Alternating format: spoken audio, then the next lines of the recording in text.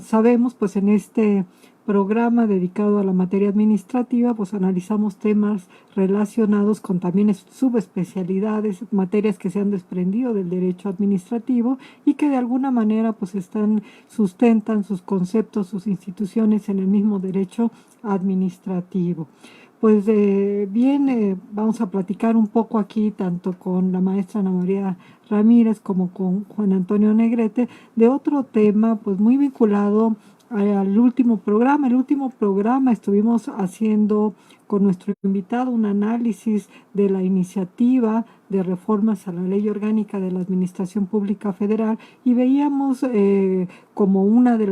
escuchábamos como una de las conclusiones más importantes, pues un regreso a un centralismo, un empoderamiento del Ejecutivo, la creación de nuevas secretarías de Estado y también, pues, pudiéramos decir, la transferencia de competencias de ciertas secretarías a otras, y es el caso de que algunas de las facultades de la Secretaría de Gobernación pues van a pasar a formar parte del cúmulo de atribuciones de otras secretarías, entre ellas una nueva secretaría que es la de seguridad. Ahorita les digo exactamente el nombre porque todavía no me lo he aprendido. Como tal es la propuesta del artículo 30 bis, eso sí lo tengo un poquito claro. Es una de protección ciudadana, si no me recuerdo, de seguridad y protección ciudadana, ¿verdad? Como una nueva secretaría. Y a la par, pues también, y es el tema que nos va a ocupar esta tarde, a la par se ha lanzado al conocimiento público un Plan Nacional de Paz y Seguridad, que inclusive en estos últimos días se ha mencionado que parte de las propuestas van a ser también sometidas a consulta, ¿verdad? Sobre todo aquella muy polémica de qué tipo de instituciones queremos que nos protejan, ¿sí? Instituciones donde tienen una formación castrense militar o aquella que sea ciudadana. Este plan de paz y seguridad fue presentado en el 14 de noviembre, ¿verdad, Juanita? Sí, exactamente, tendrá la semana apenas, va a cumplir poco más de una semana que se presentó por el Ejecutivo electo, el presidente electo Andrés Manuel López Obrador, y pues es un plan que salió tardío porque si recordamos tenían los planes de que a finales de octubre, mediados de octubre ya estuviera consolidado bien el plan de paz y seguridad. Sin embargo, pues como se empezaron a filtrar ciertas cosas de información, empezaron a plantear nuevamente los puntos que se iban, que son 8 que vamos a ver a continuación, pero obviamente pues empezaron a plantear, dado que buscaban lograr una consolidación de los puntos que quería el nuevo gobierno. Recordemos que Andrés Manuel López Obrador, cuando estuvo en campaña, refería varios puntos que iban a tomar su política de 6 años, su sexenio, en el cual sostenía que todo iba a radicar en cuanto a varios temas, incluidos corrupción, seguridad y de alguna forma una política que ayude a confiar nuevamente la sociedad en el gobierno. Y bueno, aquí a mí me gustaría, ya que estás recordando los antecedentes, Juanito, me gustaría mencionar dos cosas. Primeramente, como bien lo acabas de señalar, los dos problemas focales de la sociedad mexicana, los dos más importantes, y no porque los otros sean menos, sino porque son ya urgentes, se ha desbordado, han sido precisamente los que has mencionado, la corrupción y la falta de seguridad. Yo creo que también es parte, la falta de atención a estos dos problemas fueron sin lugar a dudas también parte de la motivación del voto hacia un partido distinto al gobernar, al que detenta todavía en nuestros días el poder, ¿verdad? Y otro punto que también me gustaría que nuestros radioescuchas no perdieran de vista, que una de las metas del gobierno, del Plan Nacional de Desarrollo de Peña Nieto, la primera inclusive, se llamaba México en Paz, y que los resultados que tenemos hoy en día después del sexenio, resulta que estamos en peores condiciones que cuando en términos de violencia, en términos de inseguridad, y aquí pues basta con que cualquiera de nosotros hagamos un repaso mental pronto, diríamos muy pronto, muy rápido, y inmediatamente vamos a encontrar, si no es que de un conocido con nosotros mismos, que hayamos sido víctimas de algún tipo de violencia, de delincuencia, y que pues esto no puede seguir así, sobre todo es que abarca todas las modalidades, ¿no? Va desde pues una situación como de un asalto en la calle, afuera del banco, como un delito también continuo, continuado, las extorsiones que existen, el ser presa de la delincuencia organizada de manera pues semipermanente o permanente, viendo que el gobierno no hace nada, o lo que hace, sus esfuerzos no sirven de mucho para brindarnos esa seguridad.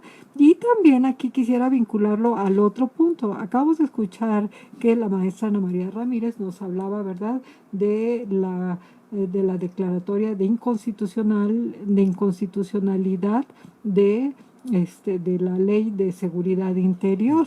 Sí, fue de ese modo, ¿verdad? Sí, así es, doctora. Entonces, aquí quisiera también que se quedaran con la reflexión, y no porque esté a favor de la ley, o sea, sí estoy de acuerdo con el criterio de la Corte, me parece muy preciso, me parece muy atinado. ¿Por qué? Porque de la lectura de la ley, que ya la hemos analizado en algún otro programa, si no de este semestre, del anterior, podíamos observar que contiene conceptos imprecisos, confunde lo que es la seguridad pública con lo que es realmente la defensa del país, de la soberanía hacia el exterior. En fin, no era solamente la permisión a los militares de llevar a cabo determinadas atribuciones que en un momento dado podían rayar en la violación de derechos humanos, o que pudiera facilitar y legitimar, por así decirlo, muy entrecomillados, una violación a los derechos humanos, sino que desde los mismos conceptos y las instituciones no estaban claras, estaba todo revuelto. Es decir, me sumo y me congratulo a la posición de la Corte en este sentido, pero mi preocupación va en otro. Si esta ley es declarada inconstitucional, pues otra vez estamos desde cero, cuando tenemos que en el país, la mayoría de las entidades federativas, me quedé un poquito callada pensando en el número, pero pudieran ser más de 17, el control de la seguridad pública está en manos de militares, y con los mismos fundamentos jurídicos que han tenido siempre, ¿no? Entonces, ese sería como la situación actual que tenemos. Y yo creo que ya para datos más precisos respecto de violencia y tipos de violencia en lo particular, aquí tenemos varias ONGs que han sido muy, muy activas, Observatorio Ciudadano, por mencionar a algunos, Alto al Secuestro, Amnistía. Sí, ahí podemos encontrar a detalle la información estadística sobre esto. Entonces, en este contexto, es en el contexto en que tiene como punto de partida este plan de paz y seguridad, ¿verdad, Juanito? Sí, doctora, e inclusive acaba de dar un punto muy importante para todos nuestros radioescuchas, porque pues, obviamente desde aquí se hace la invitación para que lo lean, porque es muy interesante, dado que acaban de declarar inconstitucional esta parte de la Ley de Seguridad Interior. Sin embargo, vamos a ver en el plan de paz y seguridad que pues realmente no estamos viendo un gran avance. ¿A qué me refiero con esto? No vamos a decir que el Plan Nacional de Seguridad sea bueno o malo, porque tenemos que ver las posturas. Creo que hay posturas que son muy debatibles hasta la fecha. Como usted refería al inicio, se van a dar a consulta porque siguen causando mucho debate, sobre todo en la materia de seguridad, que vamos a ver. Por ejemplo, el plan de paz y seguridad que presentó el presidente electo consta en dos circunstancias. Busca la pacificación del país con ciertas medidas, entre ellas, como usted refería, como está la cuestión de los delitos, de la criminalidad que existe hoy por hoy. Busca de alguna manera también la prevención del mismo respecto a un punto. Es decir, la necesidad del plan es buscar que se respeten las libertades y derechos humanos, pero surge, según el contexto introductorio, por la necesidad de erradicar la pobreza, la los malos sistemas educativos, de salud, erradicar la marginación social, obviamente implementar mayores cuestiones de seguridad y atacar pues la violencia, los asesinatos y la cuestión de crisis en la criminalidad actual del país, sobre todo ya yéndonos enfocados al crimen organizado. Por lo tanto, hay 8 puntos. El primero dice, tiene que haber una erradicación de la corrupción. El segundo plantea que tiene que garantizar la educación, tiene que garantizar el empleo, tiene que garantizar la salud y el bienestar. El tercero maneja la postura del pleno respeto y promoción de los derechos humanos. El cuarto, de una regeneración ética de la sociedad. La reformulación, como quinto punto, del combate a las drogas. El sexto, emprender la construcción de la paz. El séptimo, la recuperación, dignificación y de las cárceles. Y el octavo es el plan de seguridad pública. Si me lo permite, doctora, creo que vale mucho la pena, como usted lo ha señalado, como ir punto por punto. Usted decía que uno de los grandes males que hay es la corrupción, cosa que no nos queda la menor duda. Sabemos que hoy por hoy se le ha dicho como el gran cáncer social de este país. ¿Y por qué surge? Lo que dice el plan de seguridad y de paz y de seguridad es que hay que erradicarla, tipificándola como un delito grave, lo cual ha causado también dentro de los analistas de este tema como una cuestión viable y una cuestión inviable. Yo creo que es muy importante que se haya tomado el tema de la corrupción. De igual manera establece algo que ya estaba, no es algo nuevo.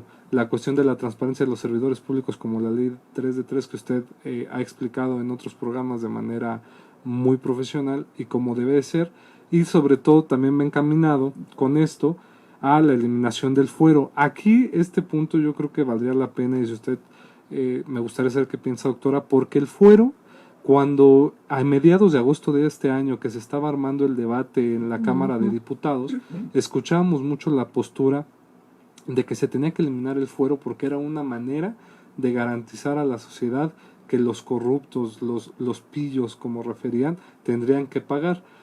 Yo creo que debemos analizar, porque no se analizaba esa postura, que el fuero hoy por hoy en México y en muchos lados del país tiene dos formas. O sea, el fuero como la inmunidad procesal, que es aquella que es la que quieren combatir para que no los servidores públicos no encuentren en esa protección, no cumplir con sus penas, que puedan ser sancionados obviamente con un debido proceso y se les sancione. Y está la inmunidad que podemos llamar nosotros, que no pueden ser ellos molestados por las deliberaciones que ellos hagan en su servicio público, más que todo en la Cámara de Diputados, el famoso Freedom of Speech, que está a nivel mundial y que todavía se garantiza ese fuero. Entonces, no sé si este punto respecto al fuero sea es muy controversial, porque a la fecha todavía no se logra, y creo que es una reforma constitucional, y si bien hoy por hoy en el Poder Legislativo tenemos una mayoría, eso no alcanza para que puedan reformar la Constitución sin la oposición, ¿no?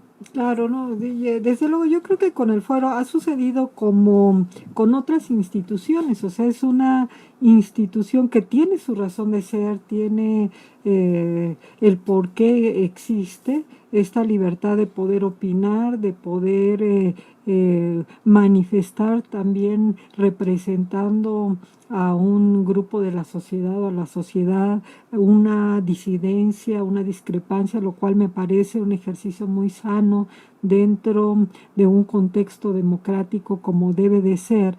Pero como muchas instituciones se han corrompido también, ¿no? Se han ido corroyendo por el mal uso que se les ha dado. Entonces, una cuestión, como efectivamente tú lo mencionas, es gozar del fuero precisamente para ejercer esa libertad de expresión, y otra cosa es para hacer desfiguros en fuera de las tribunas, fuera de los recintos parlamentarios, ¿no? Y sentirse empoderados y que se sienten intocables en ese sentido. Entonces probablemente habría que limitarlo, tendríamos que regularlo de una manera un poco más precisa, pero no estaría yo de acuerdo en eliminarlo del todo, porque en un momento se puede volver como una cacería de brujas, ¿no?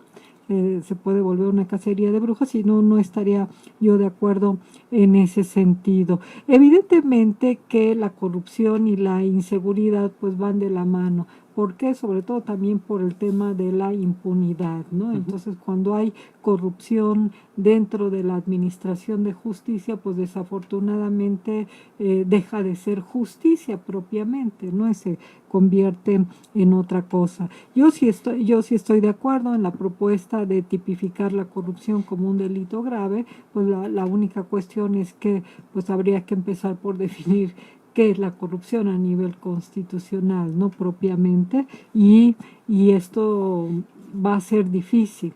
¿Por qué? Por todas las modalidades en que se presenta la corrupción, por eso es que no lo tenemos, ¿no? Inclusive, doctora, me gustaría traer al análisis, solo referirlo, porque pues es hasta para otro programa, y lo habíamos hablado. Hoy por hoy sabemos que se acaba de aprobar por el Senado la cuestión de la ley orgánica de la Fiscalía General de la República, sí, ¿no? De la Nación. Dentro de esos puntos controvertidos que tiene, que ahora va a analizar la Cámara de Diputados, está que dice que el presidente electo, bueno, el presidente que ahorita va a entrar en funciones el 1 de diciembre, va a escoger a este fiscal. Y este fiscal va a poner al fiscal anticorrupción y al fiscal electoral. Entonces lo que dicen es, bueno que manejes el tema del fuero y de la corrupción, pero pues no podemos hablar de los, como dicen, los fiscales carnales. Creo que ese es un punto que todavía ahorita está tergiversando mucho y que en la Cámara de Diputados va a ser también un gran análisis, porque volvemos al punto, se presenta un plan, pero pues qué tan eficaz va a ser en la realidad, porque se van a modificar muchas políticas públicas. Otro de los puntos finales de este primer punto es un tema que usted maneja muy bien y que también ha tratado, que es el tema de la cuestión del lavado de dinero, combatir el lavado de dinero, combatir las empresas fantasma. Claro, y eso es muy importante, bueno, ahorita que lo mencionas, porque en efecto, recordando que la evaluación Gafi del mes de enero para México, pues le hicieron esa gran observación, que realmente no se estaba decomisando los activos en el ejercicio de la ejecución de la ley que popularmente le llamamos ley antilavado, ¿no? Que hemos tratado aquí también con la maestra Graciela Pompa, a quien le mandamos un enorme y afectuoso saludo, desde luego, amiga de nosotros. Y bueno, me quiero regresar a otro punto que mencionaste respecto, todavía dentro de este ámbito de erradicar la corrupción. Tienes razón, Juanito, cuando dices, bueno, este plan, ¿cómo se me olvida el nombre completito? Nacional de Paz y Seguridad. Exactamente, Plan Nacional de Paz y Seguridad 2018-2024.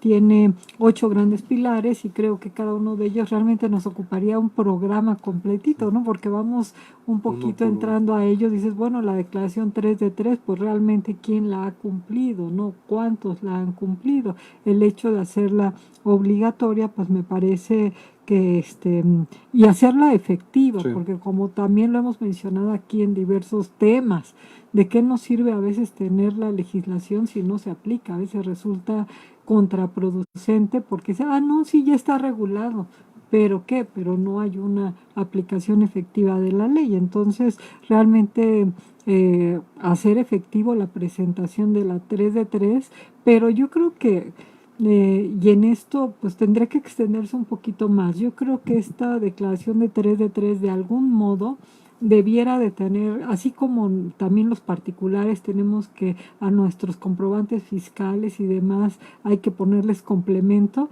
yo diría esa 3 de 3 habría que poner un complemento muy importante, que es vincularla al patrimonio de los familiares más cercanos o de las personas con quien se tiene un nexo directo, ¿no? Exacto. ¿Por qué? Porque muchas veces, ¿quién va a creer que tienen, después del ejercicio del poder y sabiendo que tienen los recursos para mover masas, quién va a creer que tienen un departamento nada más, ¿no? Sí, exactamente. O un cochecito de hace 20 años, ¿no? El famoso follow the money, ¿no? También seguir esa parte. Exacto. Y dentro de este primer punto o base de erradicar la corrupción, pues tenemos también el combate, dice, erradicar los paraísos fiscales. Pues yo creo que Aquí sí va a ser algo complejo. Yo creo que el plan, no sé cómo lo estén vislumbrando, pero el tema de paraísos fiscales, como a lo mejor lo hemos platicado de manera adyacente, porque creo que no hemos tenido un programa y sería muy interesante. El tema de paraísos fiscales, pues no es un tema interno, es un tema internacional.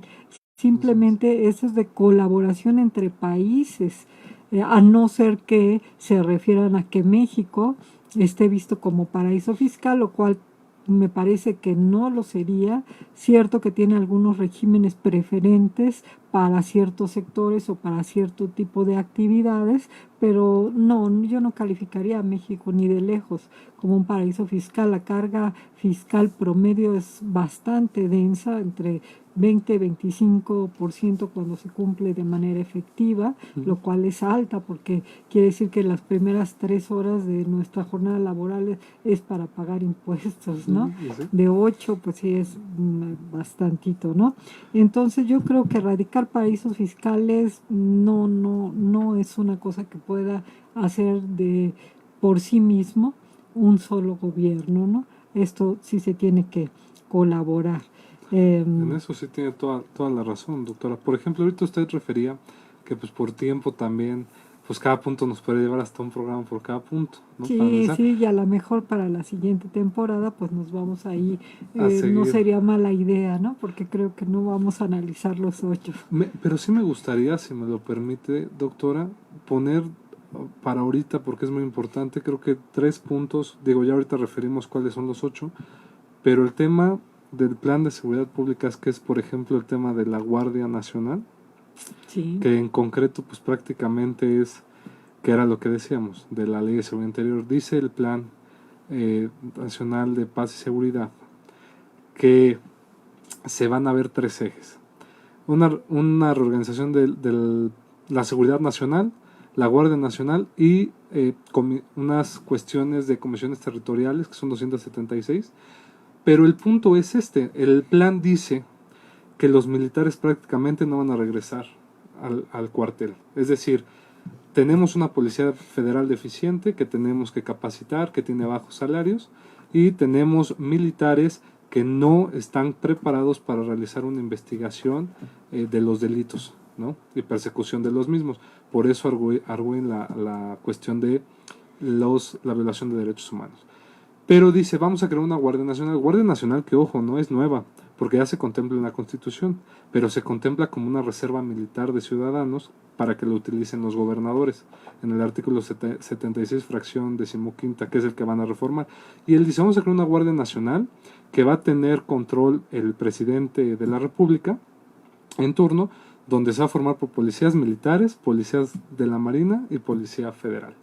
Para que 3 cosas, prevengan el delito, mantengan la seguridad pública y obviamente vayan contra la delincuencia. O sea, la situación ha sido la misma. Decía el ministro José Ramón Cosío en los debates de la Ley de Seguridad Interior que estrictamente haciendo un análisis riguroso de la Constitución, solo los militares pueden salir de los cuarteles en 2 casos.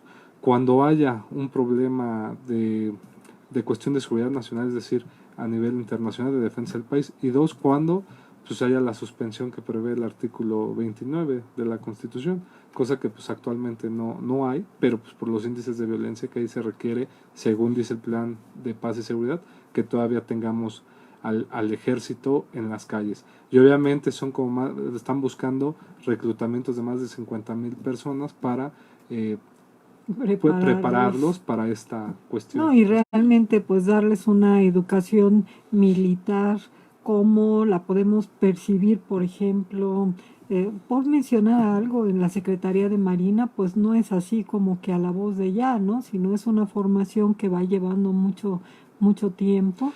Y pues así recluir de pronto, bueno, vamos a recluir de pronto 50,000 y los vamos a formar para una Guardia Nacional con un corte militar, ¿no?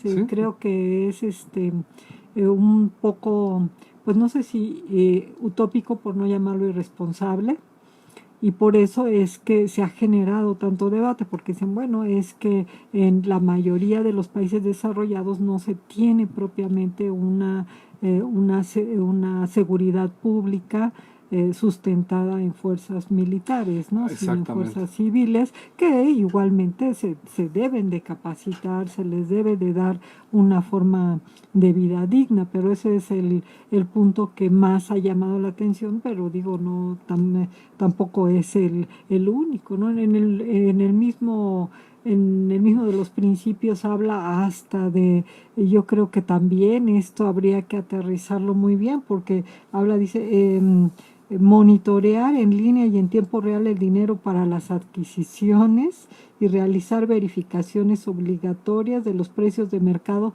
antes de cualquier adquisición. O sea, pues esto es también un poco utópico. O sea, hay un precio de mercado, pero no hay un precio de mercado exacto, ¿no? De un precio de mercado, sobre todo si estamos pensando en activos, por ejemplo, los inmobiliarios, pues son fluctuantes, o qué van a llegarme a decir, no, pues es que lo compraste 500,000 pesos más barato.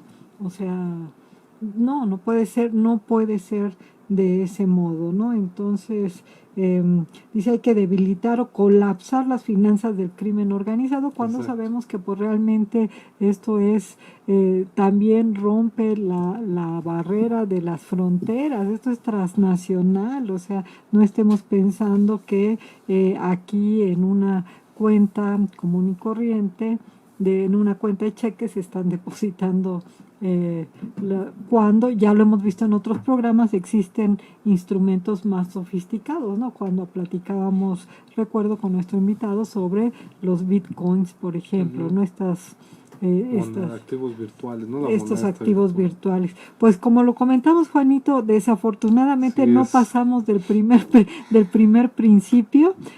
Aquí dos cuestiones. Pues primeramente, recomendarles que lean con cuidado este Plan Nacional de Paz y Seguridad para ver qué es lo que se nos está proponiendo o qué es lo que se avecina, porque Es lo que necesario. sí queda claro pues ya es una propuesta de política pública en materia de seguridad.